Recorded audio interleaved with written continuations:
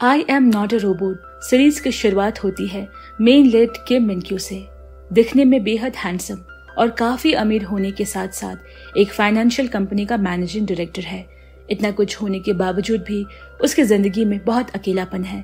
15 साल पहले किम के पेरेंट्स की मौत हो गई थी, इसीलिए वो अपने आलीशान घर में अकेला रहता है। इसके अलावा उसे एक अजीब तरह की बीमारी है। जब भी वो किसी को छूता उसकी सांसें फूलने लगती और उसके स्किन पर रैशेस होने लगते। इसी वजह से उसके घर में सिर्फ वो और उसका हाउस हेल्प रहते हैं। हालांकि किम का पर्सनल डॉक्टर बीच बीच में उसके चेकअप करने के लिए घर पे आता रहता। वैसे तो किम मिन क्यू का कोई दोस्त नहीं, पर उसके घर में एक क्लीनिंग रोबोट है जिसे वो अपना दोस्त मानता है। दूसरी तरफ हम सीरीज की फीमेल लीड जियाहा को देखते हैं, जो कस्टमर केयर एग्जीक्यूटिव है। उसके रेगुलर कस्टमर्स प्यार से उसे प्रेसिडेंट जो कहकर बुलाते।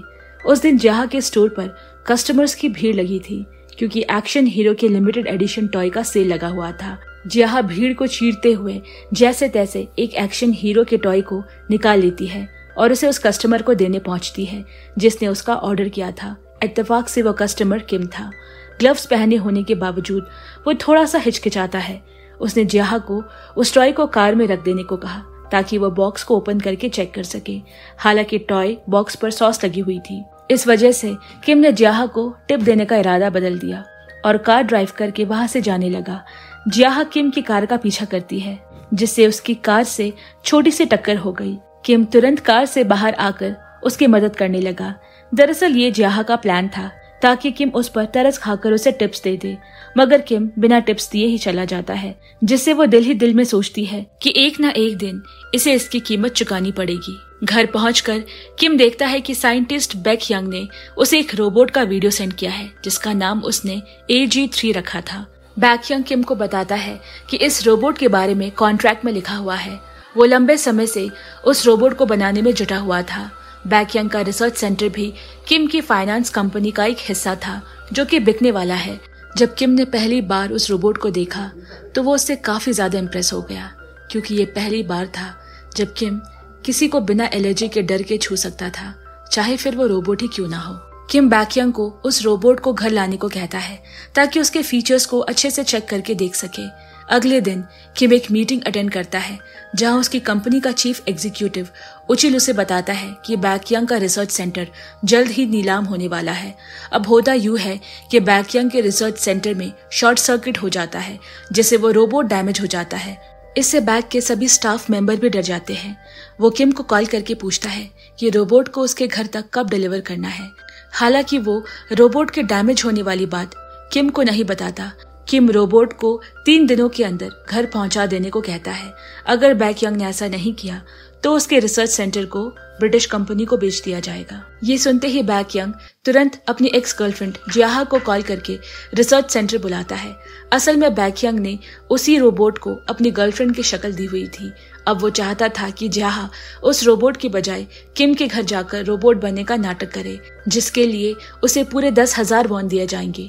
जियाहा ने जब रोबोट को देखा तो उसके होश उड़ गए, क्योंकि उस रोबोट की शक्ल हूबहू उससे मिलती थी। जियाहा को उसके भाई के पैसे भी लौटाने थे जो उसने लिए थे। उसने इस बारे में अपनी फ्रेंड से बात की और फिर इस काम के लिए हामी भर दी। अगले दिन जियाहा को रोबोट की तरह रेडी कर दिया गया। उसकी आंखों में कैमरा वाले लेंस, कानों में हियरिंग डिवाइसेस और कपड़ों में माइक फिट कर दिए गए। अब जियाहा को बस बेक यंग के ऑर्डर्स को फॉलो कर रोबोट बनने का नाटक करना था। फिर उसे एक कॉफिन में डालकर किम के घर पार्सल कर दिया गया। जब जियाहा कॉफिन में बंद थी तब उसे किम का कॉल आया। वो अपने चेन के बारे में पूछता है जो उस दिन कार के टक्कर के दौरान कहीं गिर गई थी। जियाहा उसे कहती है कि मैं चेक करके बताती हूँ। इसके बाद जियाहा को किम के घर पहुंचा दिया गया और वो उसे अपने सामने खड़ा देखकर चौंक जाती है। बेक यंग किम को बताता है कि रोबोट अभी फ्रेंडली मोड पर है, इसीलिए ऐसे रिएक्ट कर रहा है। किम भी उसकी बात को आसानी से मान लेता है। फिर बेक यंग उसे कहता है कि वो रोबोट की गर्दन के पीछे लगे बटन को दबाकर उसे ऑन करे। किम के बटन दबाते ही जियाहा रोबोट की तरह एक्टिंग करने लगती है। कुछ ही देर बाद बेक यंग के रिसर्च सेंटर की पावर कट हो जाती है, इसीलिए जियाहा के साथ उसका कनेक्शन टूट जाता है। हालांकि जियाहा किम के दिए ऑर्डर्स के मुताबिक अपना काम करती रहती है, जिसके बाद किम को उसके सेक्रेटरी जिनबे का कॉल आता है, जो जियाहा का ही बड़ा भाई था। जिनबे किम को बताता है कि कंपनी का एक प्रोजेक्ट मैनेजर लगातार 3 साल से कोई घोटाला करता आया है। ये बात सामने आ गई है। किम कहता है कि उसे खुद रिजाइन कर देने को कहो, वरना पुलिस को शामिल करना पड़ेगा। फिर जब किम ने अपनी दवाई खाई तो उसे जोरों की खांसी होने लगी। जिहा ने तुरंत उसकी पीठ थपथपाई, मगर हैरानी की बात यह है कि जिहा के उसकी छूने से किम की बॉडी पर कोई रिएक्शन नहीं होता। वैसे तो जिहा ने बैकयांग के सारे ऑर्डर्स फॉलो किए थे, फिर भी उसने जिहा को डांट लगाई। जिहा ने चिढ़कर उसे कहा कि तुम तुरंत उस रोबोट का चेहरा बदल दो और मुझे यहाँ से जाने दो। इसके बाद किम उछल से कॉल करके कहता है कि वो ब्रिटिश कंपनी के साथ डील को तुरंत कैंसिल कर दे। अगले सीन में हम देखते हैं कि जिहा को किम की खोई हुई चेन मिल जाती है और वो उसे कॉल करके उसका एड्रेस मांगती है ताकि उस चेन को उसके घर पहुंचा सके। और यहाँ हमें पता लगता है कि जिहा ने अपने भाई जिनबे से किसी लैंप एक्सपेरिमेंट के लिए पैसे उधार लिए थे। जिहा ने जिस कंपनी के कंपटीशन के लिए प्रोडक्ट बना रही थी वो किम की ही फाइनेंस कंपनी थी। हालांकि जिहा इस बात से बिल्कुल अनजान है कि वो किम की कंपनी है और उसका भाई जिनबे उसका सेक्रेटरी है। दूसरी तरफ बैकयांग काफी गुस्से में था क्योंकि उसके टीम मेंबर ने डिलीवरी एड्रेस डालने में गड़बड़ी कर दी थी। इससे रोबोट के रिपेयर पार्ट्स को आने में और 5 दिन लगने वाले थे। उसी दिन किम बैकयांग को कॉल करके कहता है कि उस रोबोट को मेरे घर भिजवा दो। मैं रिसर्च सेंटर की डील को 1 महीने के लिए होल्ड पर रख रहा हूँ। इतने में तुम लोग रोबोट की अच्छे से टेस्टिंग वगैरह कर लेना। फिर शाम को जिनबे किम को इन्फॉर्म करता है कि घोटाले में शामिल उस प्रोजेक्ट मैनेजर ने कंपनी से रिजाइन दे दिया है। वही किम जिनबे को खबर करता है कि उसकी खोई हुई चेन उसे मिल गई है। अगले सीन में हमें दिखाया जाता है कि किम के फादर को रोबोट टेक्नोलॉजी में काफी दिलचस्पी थी और उन्हीं ने बैकयांग को उस रोबोट को डिजाइन करने का सीक्रेट कॉन्ट्रैक्ट दिया था। इस तरफ जिहा और उसके फ्रेंड काफी खुश हैं क्योंकि जो लैंप उन्होंने डिजाइन किया था वो काम कर रहा है। लेकिन उनकी खुशी ज्यादा देर तक के लिए नहीं थी क्योंकि उन्हें पता लगता है कि कंपटीशन कैंसिल हो चुका है। तो जिहा उस कंपनी के हेड से रिक्वेस्ट करने का सोचती है। लेकिन जब वो कंपनी डायरेक्टर की ऑफिस पहुंची तो उसे पता लगा कि वो और कोई नहीं बल्कि किम है। इसके बाद हम देखते हैं कि जिनबे ने जिहा के बनाए लैंप्स को तोड़ दिया है क्योंकि उसे शक था कि उसकी बहन ने एक ही दिन में 10,000 वॉन कहां से कमा लिए। जिहा गुस्से में अपना घर छोड़ देती है। खुशकिस्मती से उसे एक लड़का मिलता है जो उसे कहता है कि तुम मेरा सामान बेच दो और इसके आधे पैसे मैं तुम्हें दे दूंगा। जिहा सारा सामान लेकर सड़क के किनारे खड़ी हो जाती है, लेकिन कोई उसका सामान नहीं खरीदता। अगले दिन जिहा को बैकयांग की टीम से मैसेज आता है कि उसे फिर से रोबोट बनना होगा। जिहा उनके आगे ये शर्त रखती है कि अगर तुम लोग मेरे रहने का इंतजाम करोगे तो मैं 1 हफ्ते फ्री में काम करूंगी। फिर बैकयांग की टीम सारा सामान लेकर किम के घर पहुंचाती है, जहां किम उन्हें रहने और रिसर्च करने की जगह देता है। इसके बाद किम जिहा को अपने घर के कुछ गैजेट्स जैसे कि वैक्यूम क्लीनर वगैरह के बारे में बताता है और वो अपने सारे गैजेट्स का बर्थडे भी सेलिब्रेट करता है। बैकयांग जिहा के माइक के जरिए ये सारी बातें सुनकर हंसी से लोटपोट हो रहा था कि अचानक उसके पेट में दर्द होने लगा क्योंकि उन लोगों ने गलती से कल बासी खाना खा लिया था। यहाँ जिहा का भी वही हाल था। फिर किम जिहा को बताता है कि वो चेन जो खो गई थी वो दरअसल उसकी माँ की फेवरेट थी। किम जिहा को अपने घर के बारे में बता ही रहा था कि यहाँ जिहा के पेट में दर्द के मारे बुरा हाल था और वो उसके सामने ही जोर से फाट कर देती है। इससे किम भी शॉक हो गया। जिहा ने उसका ध्यान भटकाते हुए झूठ बोला कि तुम्हारे पैंट के पीछे कुछ लगा है। किम अपनी पैंट चेंज करने के लिए चला गया और इस मौके का फायदा उठाकर जिहा भी हल्का होने टॉयलेट चली गई। टॉयलेट जाने के बाद उसने बदबू हटाने के लिए किम का महंगा परफ्यूम इस्तेमाल किया और टॉयलेट में चारों तरफ स्प्रे करने लगी। इतने में किम वहां पहुंच गया। वापस से जिहा ने उसे झूठ कहा कि मैं टॉयलेट क्लीन कर रही थी। एक बार फिर किम जिहा की बातों में आ गया कि उसकी नजर जिहा के चेहरे पर पड़े पसीने पर पड़ी। ये देखकर किम उसे टच करने ही वाला था कि उसका पैर फ्लोर पर फिसल गया। उसे लगा कि जिहा उसका हाथ पकड़ लेगी, पर उसने किम को बचाने की बजाय उस महंगी परफ्यूम की बोतल को बचाना ज्यादा जरूरी समझा। जिहा की हरकतें देखकर किम को उस पर हंसी आ रही थी। फिर किम को कंपटीशन के बारे में याद दिलाने के लिए जिहा जानबूझकर उसकी कंपनी का एड प्ले कर देती है। किम उसे कहता है कि अब वो कंपटीशन ऑर्गेनाइज नहीं करना चाहता क्योंकि उसे लगता है कि सारे पार्टिसिपेंट्स फर्जी हैं। जिहा उससे इसकी वजह पूछती है, पर वो भला एक रोबोट को इसकी एक्सप्लेनेशन क्यों देता। वो उल्टा उसे ऑर्डर देता है कि जाकर वैक्यूम क्लीनर से रूम की सफाई करो। जिहा इस बात से चिढ़ जाती है, और गलती से उन ताश के पत्तों के पिरामिड गिरा देती है जिसे किम पिछले 15 सालों से बना रहा था। डर के मारे वो सोने की एक्टिंग करती है मानो कि उसकी बैटरी डेड हो गई ताकि वो किम की डांट से बच जाए। किम को इस बात से बहुत गुस्सा आता है। कुछ ही देर बाद उचिल किम से मिलने आया। किम ने जियाहा को छुपने के लिए कहा और बैकयंग की पूरी रिसर्च टीम को अपने घर पर बने रिसर्च एरिया से बाहर निकलने से मना किया। उचिल किम से पूछता है कि तुमने रिसर्च सेंटर के डील को कैंसिल क्यों कर दिया, जबकि ब्रिटिश कंपनी तो उसे खरीदने के लिए मुंह मांगी कीमत देने को तैयार है। लेकिन किम के पास उसकी बातों का कोई जवाब नहीं। फिर जब उचिल उसके घर से जाने लगा तो उसने जियाहा को खिड़की से झांकते हुए देख लिया। इसके बाद किम जियाहा से उचिल और डोवाह का फेस स्कैन करवाता है ताकि आगे से वो इन दोनों को अवॉइड कर सके, क्योंकि वो दोनों उसके दुश्मन थे। फिर किम के घर जिनबे आकर उसे इन्फॉर्म करता है कि कंपनी के नए प्रोजेक्ट मैनेजर को हायर कर लिया गया है और यहाँ जियाहा को पता लगता है कि उसका भाई जिनबे किम का सेक्रेटरी है। इसके बाद किम किसी से मिलने जाता है और वो जियाहा को अपने साथ ले गया और जियाहा को पता लगता है कि कंपनी के पुराने फंड मैनेजर ने कंपनी के फंड का कोई घोटाला किया था और उन्हीं पैसों से उस कंपटीशन की स्पॉन्सरशिप होने वाली थी जिसमें जियाहा पार्टिसिपेट करने वाली थी और इस घोटाले के चलते किम ने वो कंपटीशन ही रद्द कर दिया। अब किम अपने बचपन के दोस्त रियल के फादर संगताई को मिलने गया था। संगताई इन्वेस्टमेंट की बात करता है जिस पर किम उसे बताता है कि मेरी फाइनेंस कंपनी पैसा इन्वेस्ट नहीं करती, हम सिर्फ कंपनी खरीदने और बेचने का काम करते हैं। किम के जाने से पहले संगताई उसे बताता है कि मेरी बेटी वहाँ से निकल चुकी है और कल तक कोरिया पहुंच जाएगी। घर जाते वक्त किम जियाहा को बताता है कि उसके पेरेंट्स 15 साल पहले एक कार एक्सीडेंट में मारे गए थे। अब किम को दुखी देख जियाहा अपना फ्रेंड मोड एक्टिव करके उसका मूड ठीक करने की कोशिश करती है। इसके बाद हम देखते हैं कि उचिल को अब पता लग गया है कि बैकयंग की टीम दरअसल रोबोट पर रिसर्च कर रही है, न कि किसी शिप पर। डार्विन, जो कि उचिल का बाप है, ये बात जानता था, पर फिर भी उसने ये बात छुपाई ताकि किम इस पर कोई ऑब्जेक्शन ना उठाए। असल में कंपनी में किम का 70% हिस्सा था, जबकि उचिन और डावल का सिर्फ 30%। अगले ही दिन रियल अपने देश लौट आई। उसके पिता ने बताया कि तुम और किम अब जल्द ही शादी कर लो। रियल इस बात से इतनी ज्यादा एक्साइटेड थी कि उसने किम से मिलते ही उसका हाथ पकड़ लिया, जिसके चलते किम की बॉडी पर एक ही सेकंड के अंदर रिएक्शन होने लगा। ये देखते ही जियाहा ने तुरंत उसे एलर्जी का इंजेक्शन लगा दिया। फिर कहानी 15 साल पीछे लौट जाती है और हम देखते हैं कि अपने पेरेंट्स को एक्सीडेंट में खोने से पहले किम एक नॉर्मल और हंसमुख बच्चा हुआ करता था। उस वक्त डार्विन के दिल में लालच आ गया था और वो किम की सारी संपत्ति हड़पना चाहता था।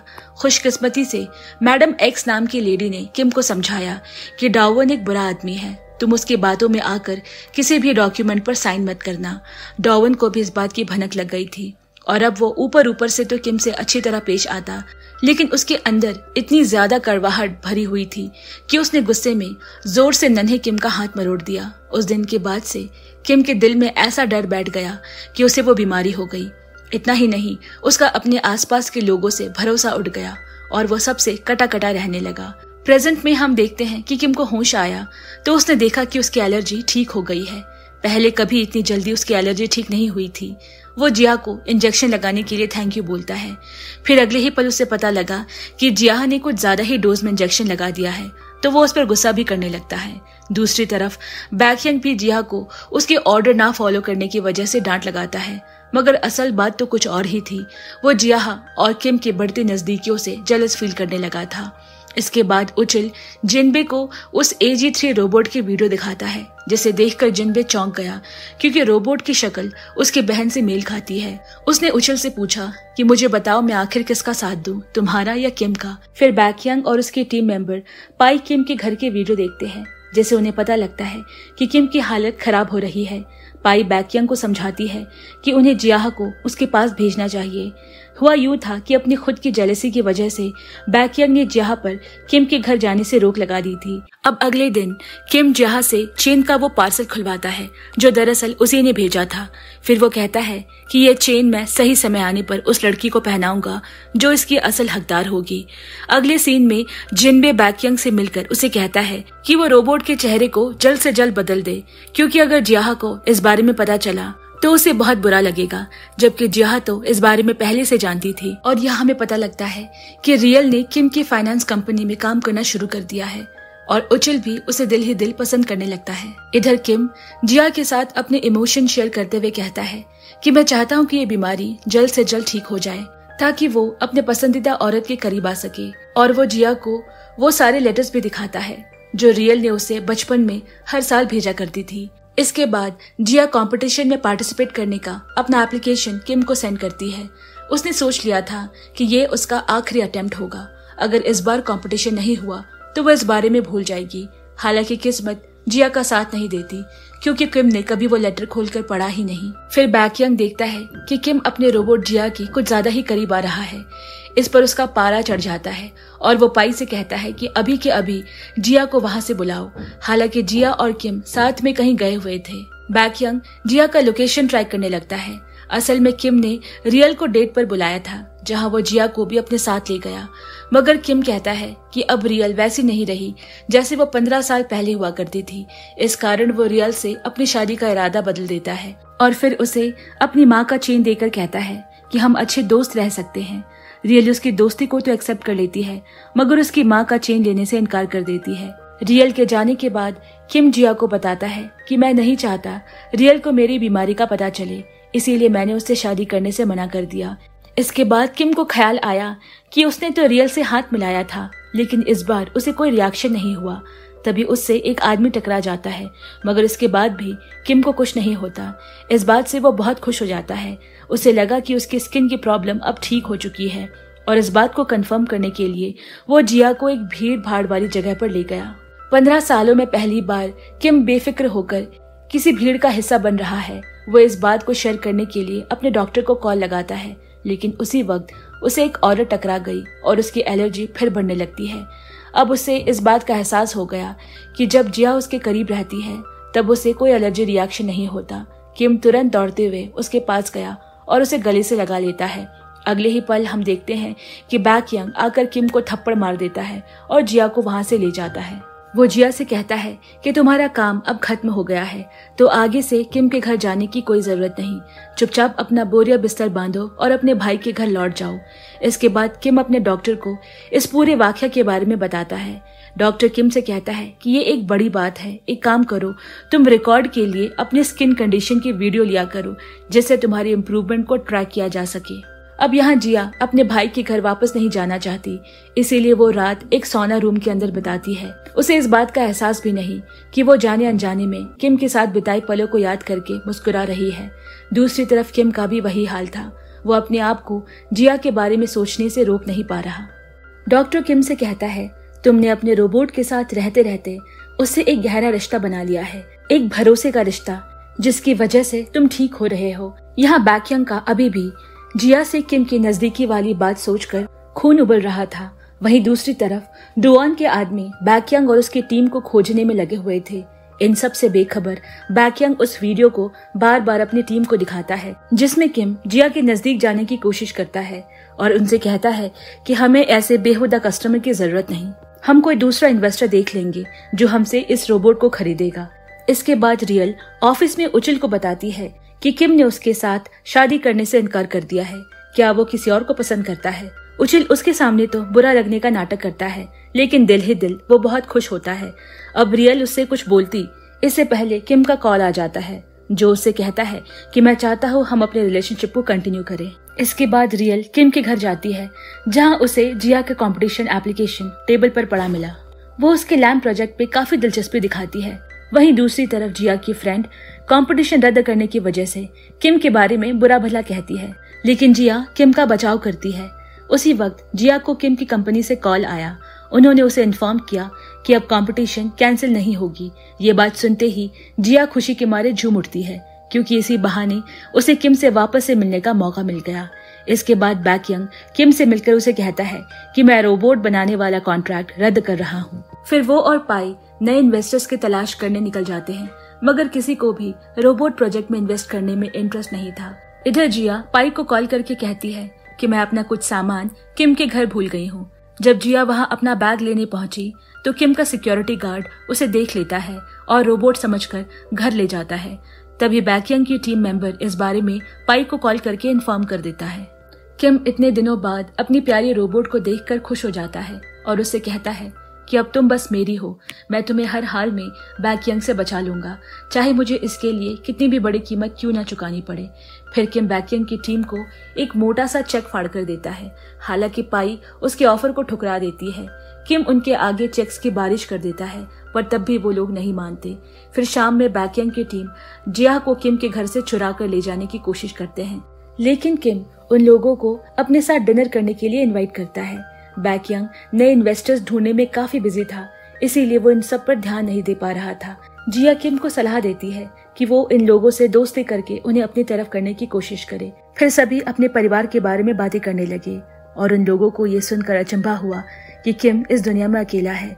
बहुत छोटे में ही उसके माँ बाप कार एक्सीडेंट में मारे गए।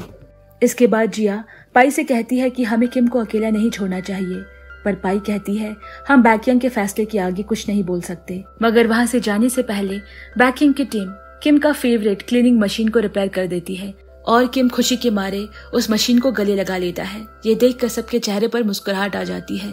उन्हें समझ आता है कि किम वाकई में कितना अकेला है। अब इसी खुशी की बात पर वो उन्हें रात के ड्रिंक्स पर अपने घर रोक लेता है। जब सुबह किम की आंख खुली तो उसे जिनबे का कॉल आया। उसने बताया कि इन्वेस्टर्स के ना मिलने की वजह से बैकयंग की रेपुटेशन बाकी साइंटिस्ट के आगे बहुत बिगड़ गई है। किम बैकयंग से मिलकर उसे दिलासा देता है कि वो उसके साथ कुछ गलत नहीं होने देगा। यहाँ तक कि किम उसका हाथ तब तक पकड़े रखता है जब तक उसकी एलर्जी बढ़ नहीं जाती, लेकिन इसके बावजूद बैकयंग का रवैया उसके प्रति नहीं बदलता और वो रोबोट और अपनी टीम को किम के घर से ले जाने लगा। हालांकि आधे रास्ते में ही उसे इस बात का एहसास होता है कि किम दिल का बुरा इंसान नहीं है। वो तुरंत अपनी गाड़ी मोड़ता है और किम से जाकर कहता है मुझे दरअसल तुम्हें समझने में गलतफहमी हो गई। बैकयंग की इस बात से किम और जिया दोनों के चेहरे पर मुस्कुराहट आ गई। अगले दिन किम जिया से किस मांगता है और अब जिया को कुछ समझ नहीं आ रहा कि वो क्या करे। तब किम कहता है कि एक्चुअली आज मेरी रियल के साथ डेट है, तो मैं उसी की प्रैक्टिस करना चाहता हूँ। यहाँ हम देखते हैं कि इस बात को लेकर जिया बेहद जेलस फील करने लगी और वो किम से इसके डिमांड के बारे में अपनी टीम को बता देती है। अब उन लोगों को कैसे भी करके किम की विश तो पूरी करनी ही थी। बैकयंग सांगी नाम की एक लड़की को रोमांस एक्सपर्ट बनाकर किम के घर भेजता है। फिर होता यूं है कि सांगी ने खुद ही किम को रोमांस के बारे में सिखाने के लिए उसे जिया का पार्टनर बना दिया। कुछ ही दिनों में रियल और किम डेट पर जाते हैं, जहां बैकयंग और जिया भी उसके साथ गए हुए थे। किम और रियल पहले भी एक दूसरे के साथ उस जगह पर जा चुके थे। उन्हें इस बात का कोई आइडिया नहीं था कि उचिल ने उन दोनों के पीछे अपने आदमी लगाए हुए हैं। प्लान के मुताबिक उचिल रियल को काम के बहाने कॉल करके बुला लेता है, जिससे उसे किम को अकेला छोड़कर वहां से जाना पड़ा।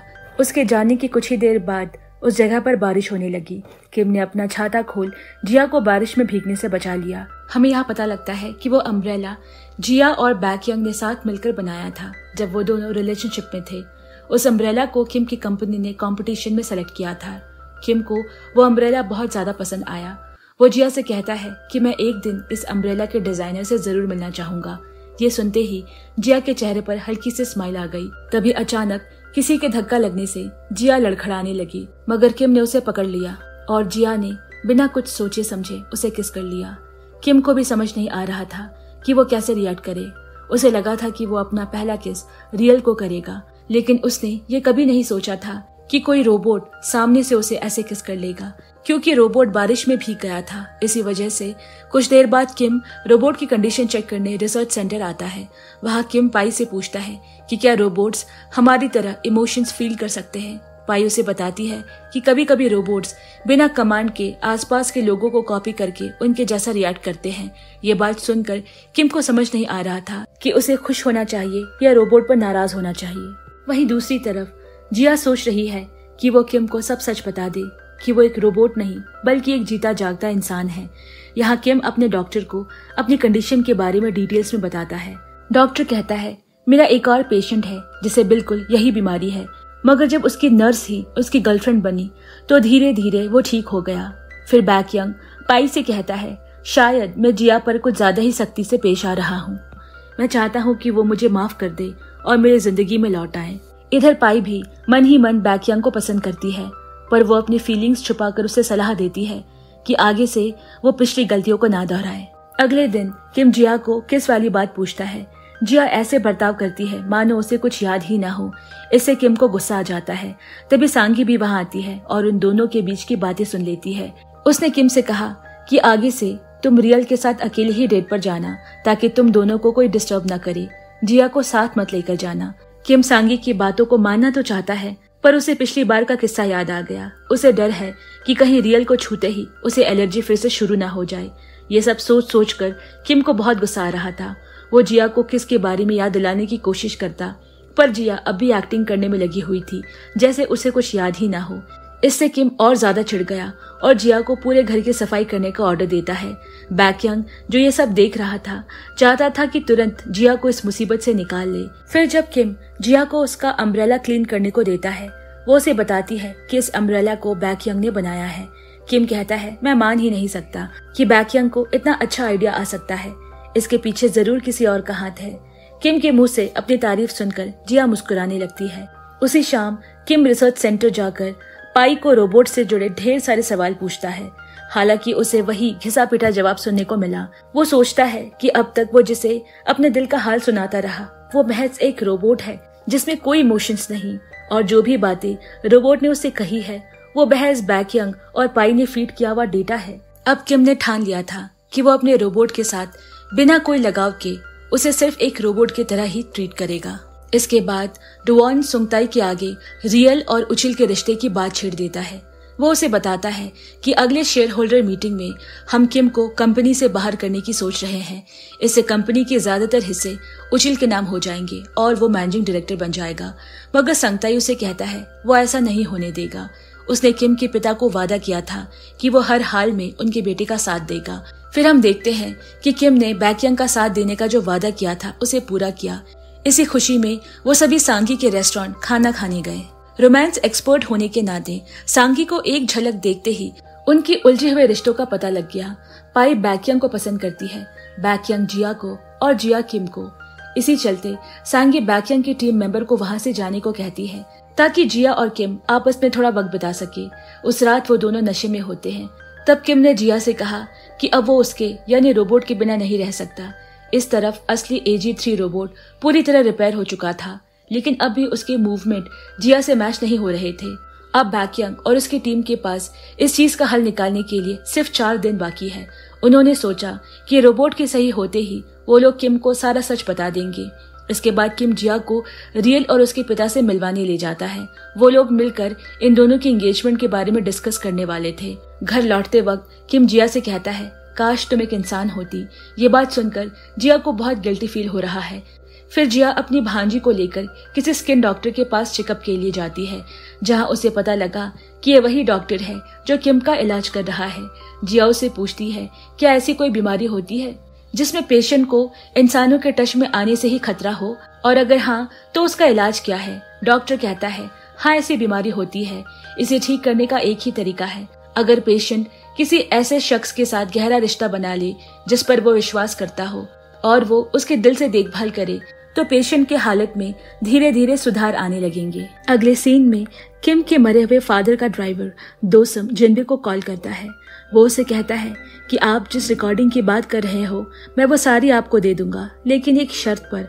आपको किम से कहकर डुआन को कंपनी से निकलवाना होगा। फिर हम देखते हैं कि जिनबे को डुआन और उचिल से शेयर होल्डर की मीटिंग के बारे में पता लगा, जो कि कुछ ही समय बाद होने वाली है, और जिस मीटिंग में वो किम को कंपनी से निकालने वाले हैं। जिनबे असमंजस में पड़ गया कि वो आखिर किसका साथ दे।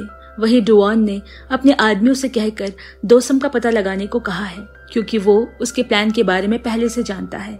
दोसम के साथ साथ वो उन्हें AG3 रोबोट को भी ढूंढ कर लाने को कहता है। सीन शिफ्ट होता है और हम देखते हैं कि बैकयंग ने जिया को डिनर पर बुलाया है। उसे अभी भी उम्मीद है कि जिया उसकी पिछली गलतियों को भुलाकर उसके साथ वापस रिलेशनशिप में आ जाएगी, लेकिन अफसोस ऐसा कुछ भी नहीं होता। जिया को उससे शिकायत थी कि उसे वो वक्त नहीं देता। साइंटिस्ट होने की वजह से बैकयंग अपना सारा समय बस रिसर्च करने में बिता देता और वो जिया के दिए आइडियाज को नजरअंदाज करता, जिससे उनके बीच की दूरियां बढ़ती गई। इसके बाद जिनबे किम को उन रिकॉर्डिंग्स के बारे में बताता है जो दोसम के पास थी। अब किम को रिसर्च सेंटर को बचाने और डावन को कंपनी से निकालने के लिए उस कंपनी में आज तक जितने भी घोटाले किए थे उन सब के सबूत चाहिए होंगे। इसी वजह से वो कंपनी की सारी आईडी पासवर्ड जिनबे को दे देता है ताकि वो सारे डेटा चेक करके उसके खिलाफ सबूत ढूंढ सके। जिनबे किम से उस पर शक करने के लिए माफी मांगता है। यहाँ दूसरी तरफ बैकयंग उसकी टीम से कहकर जिया को सरप्राइज पार्टी दिलवाता है क्योंकि उसने उसकी बहुत मदद की थी। वो उनसे उसका लैम्प भी ठीक करवाता है जो कि उसके भाई जिनबे ने तोड़ दिया था। फिर कंपटीशन वाले दिन जिया अपना भेष बदल कर आई ताकि किम और जिनबे उसे पहचान न ले। हालांकि जिनबे ने अपनी छोटी बहन को पहचान लिया था पर वो शांत रहता है। कुछ ही देर बाद उचिल जो कंपटीशन का जज था अपनी स्पीच देना शुरू करता है। एग्जीबिशन के दौरान लोग सभी के बूथ पर जा रहे थे लेकिन जिया का बूथ खाली था। फिर जिया को अपने मरे हुए फादर का ख्याल आया और वो पल भर में जोश से भर गई। उसने चिल्ला चिल्ला कर अपने लैम्प के बारे में बताना शुरू किया कि उसकी खासियत क्या है, उसे क्यों खरीदना चाहिए। इससे जिया के बूथ पर भी लोगों का तांता लग गया। किम ने भी उसके बूथ को नोटिस किया। बैकयंग भी उस इवेंट पर आया हुआ था। उसने जिनबे से कहा कि जिया बहुत हिम्मत वाली है। फिर उचिल जिया से जाकर पूछता है कि क्या वो इस लैम्प को अपने फ्रेंड को दिखा सकता है।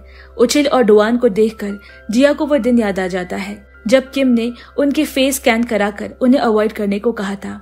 जिया के मुंह से यह बात निकल गई कि किम अभी तक इनके साथ है। उसे अब तक नए दोस्त बना लेना चाहिए थे। जब किम जिया का लैम्प ऑन करता है उसे उसमें AG3 रोबोट की परछाई नजर आती है जो हाथ में दूसरा लैंप लिए खड़ी है। इससे किम थोड़ा दुखी हो गया। उस तरफ बैकयंग जिनबे से कहता है, मुझे जिंदगी का असली मतलब जिया के जाने के बाद पता लगा। तुम उसे समझाओ ना जिससे वो मेरी जिंदगी में वापस आ जाए। जिनबे कहता है, मैं अपनी बहन की लव लाइफ में इंटरफेयर नहीं करना चाहता। वो उससे ये भी कहता है कि तुम अभी किम को ये बात मत बताना कि जिया ही वो रोबोट थी क्योंकि अभी किम रिसर्च सेंटर को बचाने में लगा हुआ है। किम से अगर कुछ भी चूक हुई तो उचिल और डुवान रिसर्च सेंटर को बेच देंगे। इसके बाद किम अपने डॉक्टर से मिलने हॉस्पिटल गया। वहाँ उसने किसी पेशेंट को गिरने से बचाया जिसे डॉक्टर ने अपनी आंखों से देखकर चौंक गया। किम मुस्कुराते हुए अपने डॉक्टर को देख रहा था। उसने किम से कहा, तुम्हारी शादी होने वाली है तो बेहतर होगा कि तुम अपने रोबोट से दूर रहो। फिर जिया अपने डॉक्टर के पास गई और उस बीमारी के बारे में फिर से पूछने लगी। डॉक्टर ने उसे बताया कि उसका एक और पेशेंट है जिसे ऐसी बीमारी थी। ये देखकर जिया सोच में पड़ गई कि अब वो किम को कभी नहीं देख पाएगी। उसने डॉक्टर से पूछा कि अगर किसी इंसान के बजाय एक रोबोट पेशेंट की केयर करे तो क्या तब भी वो ठीक हो सकता है। रोबोट वाली बात सुनते ही डॉक्टर तुरंत जिया से पूछता है, क्या तुम साइंटिस्ट बैकयंग को जानती हो। यहाँ किम बैकयंग से थैंक यू बोलता है क्योंकि उसकी बीमारी बैकयंग के बनाए AG3 रोबोट की बदौलत ही ठीक हुई थी। इसके बाद जिया उस डॉक्टर को रिसर्च सेंटर ले जाती है। वो रोबोट और जिया की मेल खाती शक्लों को देखकर चौंक जाता है। उसे ये भी पता लगता है कि जिसे किम के पास भेजा गया था वो जिया थी। ये बात सुनकर वो गुस्सा हो गया और कहता है कि किम के पास तुम लोगों को रोबोट भिजवाने को कहा गया था, ना कि कोई इंसान। अगर किम को कुछ हो जाता तो। इधर किम अपने आप को और रोक नहीं पा रहा था। उसने बैकयंग से अपने दिल की बात बताई कि मुझे AG3 रोबोट से प्यार हो गया है। भला ऐसा कैसे हो सकता है। अगले सीन में जिया बैकयंग पे गुस्सा करती है कि तुम्हें पता था कि किम को इंसानों से खतरा है तो तुमने मुझे उसके पास क्यों भेजा। तुम लालची हो। तुम्हारी नजर सिर्फ उन 50 मिलियन वॉन पर थी जो तुम्हें किम देने वाला था। जब उसे ये पता चलेगा तो उसे कितना बड़ा झटका लगेगा और ये भी हो सकता है कि उसकी ठीक होती हालत फिर से बिगड़ जाए। रिसर्च सेंटर से जाते हुए जिया देखती है कि उचिल के आदमी उसे फॉलो कर रहे हैं। वहाँ उचिल के आदमी जो जिया को AG3 रोबोट समझ रहे थे, उन्हें पता लग गया कि जिया जिनबे के घर रहती है। उस रात बैकयंग जिया को कॉल करके इन सब बातों के लिए माफी मांगता है। जिया उससे कहती है कि मैं जल्द ही किम को सब कुछ सच बता दूंगी। वहीं दूसरी तरफ किम अपने रोबोट को कॉल करके उसे घर बुलाता है।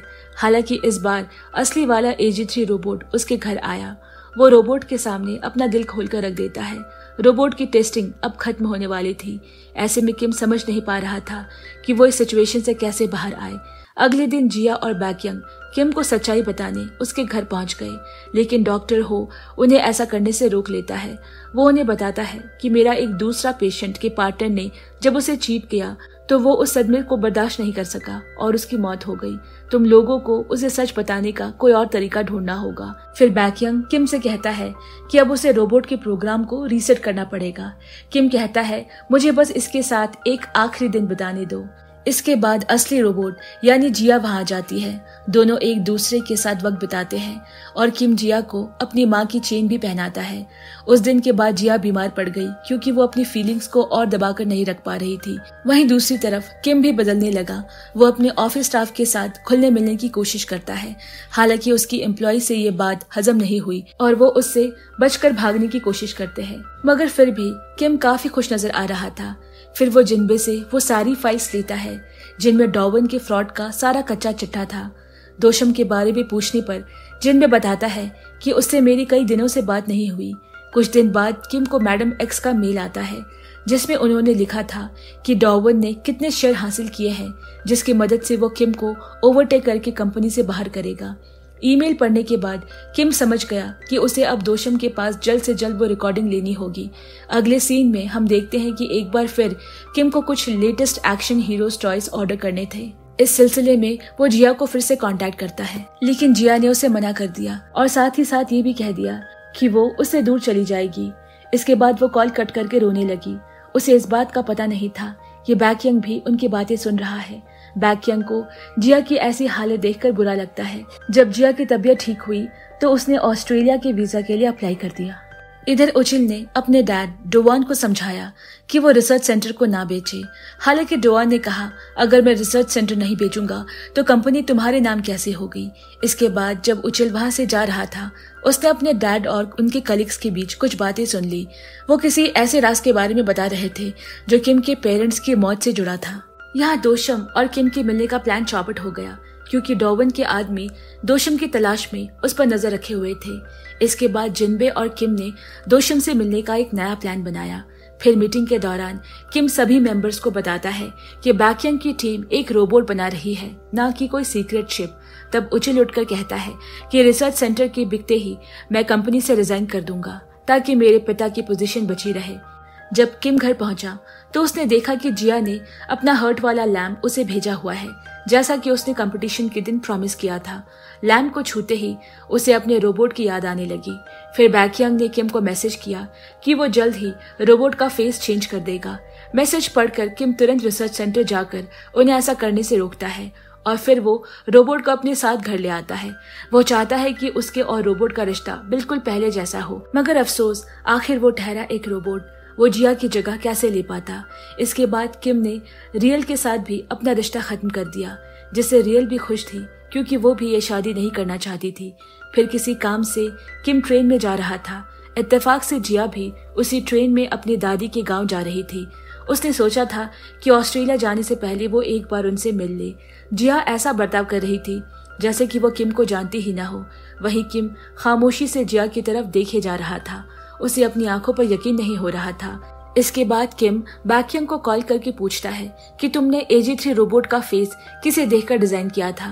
बैकयंग कहता है कि इसके लिए मैंने एक मॉडल को पैसे देकर हायर किया था। किम कहता है, मैं एक दिन उस मॉडल से जरूर मिलना चाहूंगा। इधर उचिल को यह खबर मिली थी कि जिया ही थी जो रोबोट बनने का नाटक कर रही थी।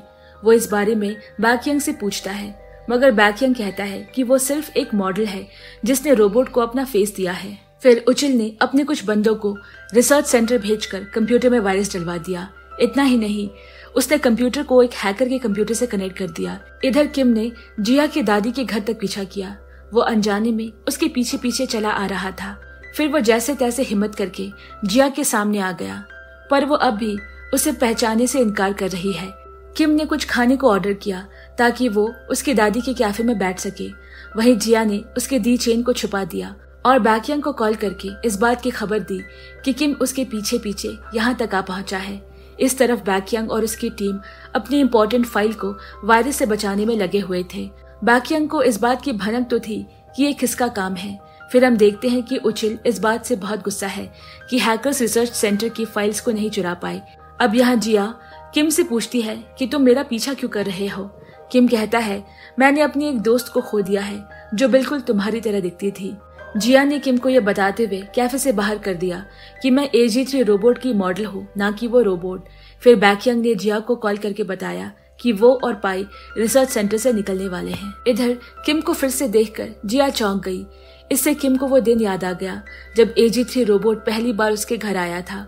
किम ने जिया की दादी के लॉज में ही रूम बुक करवा लिया ताकि वो रात वहीं बिता सके। फिर हम देखते हैं कि उचिल के हैकर ने वापस वायरस भेजकर रिसर्च सेंटर की फाइल को चुरा लिया है। इसके बाद जिया अपने दादी की कार को रिपेयर करवाने ले जा रही थी। दादी ने किम को भी उसके साथ जाने को कहा। अब भला किम क्यों ना जाता, वो तो इसी मौके की तलाश में बैठा था। किम सारे रास्ते जिया को देखता रहा और अपने रोबोट को याद करता रहा। इसके बाद कार सर्विसिंग वालों को लगा कि अंदर कोई नहीं है, तो उन्होंने शटर डाउन कर दिया, जबकि किम और जिया अंदर ही लॉक हो गए। यहाँ पाई का उन दोनों को कॉल नहीं लग रहा था, तो उसने बैकयंग से पूछा कि क्या किम और जिया के बीच सब ठीक है। बैकयंग ने उससे कहा, मैं इस बात को एक्सेप्ट कर चुका हूँ कि जिया अब मेरी जिंदगी से जा चुकी है। अब मेरा एक ही मकसद है, किम की मदद करना, क्योंकि वो मेरा भाई जैसा है। कार सर्विस सेंटर में बैठे किम और जिया एक दूसरे से अपनी जिंदगी के बारे में बातें करने लगे। किम ने जिया को रोबोट वाली बात बताई और कहा, मुझे पता नहीं मैं इस बात से खुश हूँ या दुखी। अगली सुबह बैकयंग और पाई किम को लेने जिया के दादी के घर आ पहुंचे। किम का वहां से जाने का दिल तो नहीं कर रहा था, पर वो उनके साथ चलने को रेडी हो गया। इसके बाद कैफे में कुछ कस्टमर आ गए। हालांकि जिया की दादी उस वक्त वहां नहीं थी, तो वो थोड़ा नर्वस हो गई। तब बैकयंग, किम और पाई ने मिलकर जिया की मदद की। फिर उचिल जिनबे से मिलकर कहता है कि मुझे तुम्हारी बहन के बारे में सब कुछ पता लग गया है। जिनबे ने कहा, मेरी बहन को इन सब से दूर रखो। यहाँ रिसर्च सेंटर पर बैकयंग की टीम को पता लग गया था कि हैकर ने जो उनकी वीडियो चुराई है, उसमें वो लोग किम की एलर्जी ठीक करने में उसकी मदद कर रहे हैं। बैकयंग, किम और पाई जिया के घर से निकल चुके थे, पर बीच रास्ते में जब वो किसी शॉप पर रुके, तब उन्होंने देखा कि किम तो कार में है ही नहीं। वो उन्हें चकमा देकर फिर से जिया के पास चला गया है। उसके घर जाकर उसे किसी ने बताया कि जिया बीच पर गई हुई है, तो वो भी उसे मिलने बीच पर चला गया। जिया वहां खड़ी होकर ऑस्ट्रेलिया जाने के ख्याल से रो रही थी। फिर वो किम को वहां देखकर हैरान हो गई। इसी चक्कर में वो किम का दिया हुआ चेन छिपाना भूल गई। आखिरकार किम को समझ आ गया कि जिया अब तक उसे झूठ बोलती आ रही थी। किम दर्द के मारे जमीन पर गिर पड़ा। खुशकिस्मती से बैकयंग ने सही समय पर आकर उसे इंजेक्शन लगा दिया। इसके बाद वो डॉक्टर हो के हॉस्पिटल से एम्बुलेंस बुलाकर किम को वहां से ले गए। अगले दिन डावन बैकयंग की टीम से मिलकर उनसे किम की बीमारी के बारे में पूछता है। फिर वो उन्हें धमकी देता है कि मैं उसकी बीमारी के बारे में मीडिया को बताकर उसे कंपनी से निकलवा दूंगा। अगर तुम लोग चाहते हो कि ऐसा ना हो तो AG3 रोबोट मेरे हवाले कर दो। बैकयंग बिना सोचे तुरंत कॉन्ट्रैक्ट पर साइन कर देता है। इधर किम ने अपनी आंखें खोली तो उसके शरीर में इतनी कमजोरी थी कि वो उठ भी नहीं पा रहा था। जिया उसकी मदद करना चाहती थी, पर उसे डर था कि कहीं किम के पास जाने से उसकी एलर्जी ना बढ़ जाए। इसके बाद जिनबे बैकयंग की टीम से एक ऑफिशियल स्टेटमेंट लेकर आया और वो किम को देता है, जिसमें लिखा था कि उन्होंने किम को शुरू से ही अंधेरे में रखा था। किम उससे कहता है कि अभी के अभी उन सभी को रिसर्च सेंटर से बाहर निकाल फेंको। जिनबे उसे बताता है कि ऐसा करने पर किम को भी कंपनी से निकाल दिया जाएगा, क्योंकि बैकयंग ने डोआन का कॉन्ट्रैक्ट साइन किया है। जिनबे इस बात से शर्मिंदा था कि उसकी बहन जिया ने किम से झूठ बोला। वो किम के आगे अपना इस्तीफा रख देता है। किम उसे और बैकयंग की टीम को अपने घर से निकाल बाहर करता है। इसके बाद जिया किम के लिए खाना बनाती है, पर वो उसके बनाए खाने को डस्टबिन में फेंक देता है। जिया अब भी हार नहीं मानती और किम की देखभाल करने में लगी रहती है। अगले दिन किम के घर जाते वक्त जिया अपनी स्कूटी से गिर जाती है, जिससे उसके हाथों में हल्की सी खरोच आ गई। किम उसे कहता है, तुम जानबूझकर रोबोट बनकर मेरे घर में घुसी थी ताकि मुझे कंपटीशन करवाने के लिए राजी कर सको। बेचारी जिया ने उसे समझाने की बहुत कोशिश की, पर किम ने उसकी एक ना सुनी और अपने घर से जाने को कह दिया। फिर सांगी किम के घर आकर उसे समझाती है कि बैकयंग और उसकी टीम तुम्हें दिल से अपना मानते हैं। वो उसे ये भी बताती है कि जिया ने सिर्फ तुम्हारी खातिर खाना बनाना सीखा है और वो अपने किए पर वाकई में शर्मिंदा है। इसके बाद वो जिया का लैंप ले जाकर उसे लौटा देती है। किम ने देखा कि जिया अपना अम्ब्रेला उसके घर भूल गई है। उसे ये देखकर हैरानी हुई कि ये तो बिल्कुल उसी के फेवरेट अम्ब्रेला जैसा है। फिर उसने अपने कंप्यूटर में पुराने पार्टिसिपेंट्स के नाम चेक किए। जिया का नाम देखकर उसे याद आया कि उसने जिया से कहा था कि वो इस अम्ब्रेला के डिजाइनर से मिलना चाहता है। इसके बाद उसने जिया के दिए लैम्प को छुआ। वहीं दूसरी तरफ जिया के कमरे में रखा लैम्प भी जल जाता है और वो समझ जाती है कि किम उसे याद कर रहा है और फिर वो किम से मिलने पहुंचती है। किम ने जिया से कहा कि बताओ मुझे आज तक तुमने मुझसे कितने झूठ बोले हैं। सो जिया ने उसे पहली मुलाकात के बारे में बताती है, जब किम उनकी शॉप पर एक्शन हीरो टॉय खरीदने गया था। फिर उसे कहती है कि जो कुछ भी हुआ वो सब मेरे लिए महज एक कहानी नहीं थी। मैंने तुम्हारे साथ बिताए हर एक पल को जिया है और मैं तुम्हें जिया की हैसियत से पसंद करती हूँ, ना कि रोबोट की। किम जिया को माफ कर देता है और उनकी मुलाकात एक रोमांटिक किस के साथ खत्म होती है। दूसरी तरफ बैकयंग और जिनबे ने किसी तरह दोशम को ढूंढ निकाला। उन्होंने उसे कहा कि हमसे हाथ मिला लो ताकि हम डोवन को कंपनी से बाहर निकाल सके, लेकिन दोशम ने ये कहकर मना कर दिया कि डोवन उसके परिवार को नुकसान पहुंचा सकता है। इधर किम भी जिनबे की कंपनी छोड़कर जाने से पछता रहा था। उसने उसे घर बुलाकर उसका रेजिग्नेशन लेटर वापस कर दिया। जिनबे ने किम को बताया कि AG3 रोबोट जल्द ही डुवान का हो जाएगा और वो उसे ब्रिटिश कंपनी को बेच देगा क्योंकि बैकयंग ने उसके साथ कॉन्ट्रैक्ट साइन कर दिया है। ये सब बात चल ही रही थी कि हमें पता लगता है ब्रिटिश कंपनी के ओनर मार्टिन के आदमी AG3 रोबोट को उठाकर अपने साथ ले गए हैं। इतना ही नहीं, मार्टिन ने रिसर्च के इरादे से उस रोबोट की प्रोग्रामिंग में कुछ छेड़खानी भी की है। किम बैकयंग से पूछता है, तुम मुझे रोबोट के बारे में सब कुछ शुरू से बताओ, जिस पर बैकयंग उसे सब बताता है। वो किम से ये भी कहता है कि अब तुम और जिया साथ रहो या अलग, इससे मुझे कोई फर्क नहीं पड़ता। मुझे बस अपनी खोई हुई इज्जत वापस कमानी है। अगले दिन किम ने डोआन से मिलकर उसे कहा कि मैं कंपनी से रिजाइन करने को तैयार हूँ, तुम बस रिसर्च सेंटर को ब्रिटिश कंपनी के हवाले मत करो। फिर जिया और बैकयंग की टीम ने मिलकर किम के लिए डिनर बनाया। ये शायद उन सब का एक साथ आखिरी डिनर था। फिर किम जिया को कंपनी में चल रहे हर चीज के बारे में बताता है। जिया उसे दिलासा देती है कि सब कुछ ठीक हो जाएगा। कुछ देर बाद किम को मैडम एक्स का मेल आया जिसमें उन्होंने रिसर्च सेंटर को बचाने का एक प्लान सुझाया है।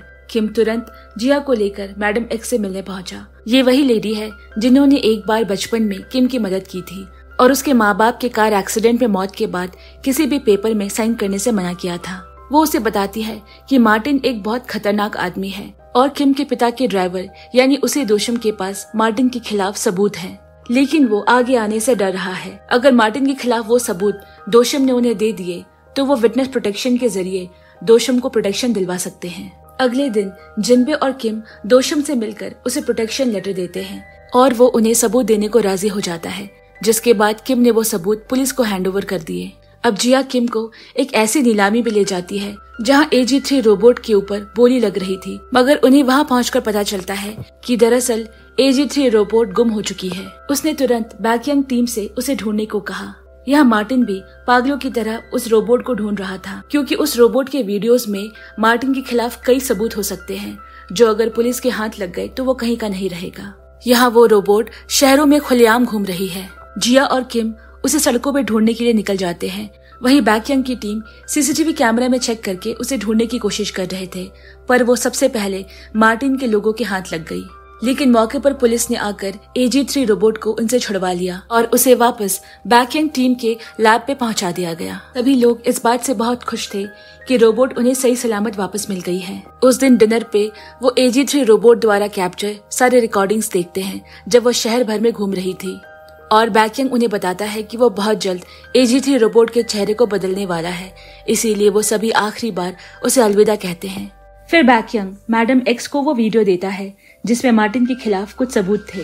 मार्टिन का ये वीडियो खुद AG3 ने रिकॉर्ड किया था। अगले दिन किम को कंपनी से निकालने के लिए शेयर होल्डर्स की मीटिंग रखी गई। हालांकि उचिल ने सारे सीनियर एम्प्लॉय से कहा कि वो पहले एक बार किम की प्रेस कॉन्फ्रेंस अटेंड कर ले। प्रेस कॉन्फ्रेंस में किम अपनी बीमारी के बारे में सबको बताता है और ये भी कि कैसे बैकयंग और उसकी टीम ने बनाए रोबोट की वजह से उसकी बीमारी ठीक हुई। फिर उसने कहा कि वो बैकयंग के अगले रोबोट प्रोजेक्ट में भी इन्वेस्ट करेगा। ये बात सुनकर कई और इन्वेस्टर्स ने इस प्रोजेक्ट में दिलचस्पी दिखाई। इसी कारण रियल, उचिल और बाकी कई मेंबर्स ने किम के पक्ष में वोट दिए। रियल के फादर और जो लोग भी किम के खिलाफ थे वो बस देखते रह गए। इसके बाद उचिल ने किम से अपने डैड के गुनाहों के लिए माफी मांगी, जिसकी वजह से उसे इतना कुछ झेलना पड़ा। दोनों ने हाथ मिलाकर सुलह कर ली। फिर जिनबे किम से कहता है कि वो तुरंत उसका रेजिग्नेशन लेटर एक्सेप्ट करे। उस शाम किम और जिया बाहर घूमने गए, जिसके बाद किम जिया के घर गया और उसने जिनबे से कहा कि वो कंपनी ना छोड़े। जिनबे ने कहा, मैं एक शर्त पे अपना इस्तीफा वापस लूंगा, अगर आप घर और ऑफिस दोनों की बातों को हमेशा अलग अलग रखोगे। फिर जिया किम को अपने कमरे में ले गई, जहाँ उसने देखा कि जिया कितनी ज्यादा क्रिएटिव है। वो दोनों किस करने वाले थे कि जिनबे की बेटी जिया को आवाज लगाते हुए उसके कमरे में आई। असल में उसकी माँ को लेबर पेन शुरू हो गया था, जिस वजह से उन्हें तुरंत हॉस्पिटल ले जाया गया। हॉस्पिटल में जिनबे की वाइफ ने एक और क्यूट सी बेटी को जन्म दिया। सीरीज के एंड में बैकयांग का करियर फिर पहले की तरह चमकने लगा, क्योंकि अब उसका AG3 रोबोट ह्यूमन इमोशन को भी फील कर पाता है। कुछ ही सालों में बैकयांग और उसकी टीम एक नया रोबोट डेवलप कर लेते हैं जो AG3 से भी ज्यादा बेहतर था। ऐसे ही कुछ साल बीत जाते हैं। किम अपनी मिलिट्री पोस्टिंग के बाद घर लौटने ही वाला था और जहाँ बेसब्री से उसका इंतजार कर रही थी। फिर वो दोनों हमेशा हमेशा के लिए एक दूसरे के साथ खुशी खुशी रहने लगे और इस तरह इस कहानी का अंत होता है। दोस्तों, अगर आपको ये कहानी पसंद आई हो तो वीडियो को लाइक करें और अपने कमेंट हमसे जरूर शेयर करें। और इसी तरह की कोरियन ड्रामा की कहानियां सुनने के लिए हमारे चैनल को सब्सक्राइब करना बिल्कुल ना भूलें। तब तक के लिए बाय बाय फ्रेंड्स।